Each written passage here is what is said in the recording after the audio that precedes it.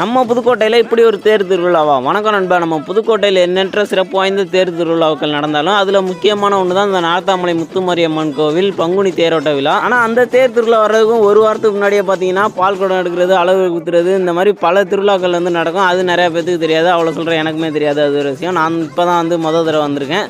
இன்றைக்கி வந்ததுக்கான முக்கியமான காரணம் என்னென்னு பார்த்தீங்கன்னா, நம்ம நண்பன் வந்து இன்றைக்கி பால் குடம் எடுக்கிறேன். அதனால் நேற்று நம்ம சாயங்காலம் அவனை பார்க்க போயிருந்தப்போ இந்த மாதிரி நாளைக்கு எடுக்கிறான் நண்பா, கண்டிப்பாக வந்துடுன்னா. சொந்தக்காரன் கூப்பிட்டா தான் போகாமல் இருப்போமே தவிர, நண்பன் கூப்பிட்டா நாடு விட்டு நாடு கூட வந்துடுவோம். அங்கேருந்து ஊர் விட்டு ஊர் வரமாட்டோமா என்ன? அதுவும் இல்லாமல் நம்ம நண்பன் பால் குடம் எடுக்கிறான், அவன் வேறு சாமி வரும், பிடிச்சிக்கிறதுக்கு ஆள் வேணுமே அப்படின்னு வந்தால் அந்த சீனே இங்கே இல்லை நண்பா. நான் வேணா 4 பேர்த்த பிடிச்சிக்கேன் அப்படின்னா, அப்போனா ஓம்பாடுறா அப்படின்னு பங்குனி வெயிலில் அலைஞ்சதில் பசி வந்துருச்சு.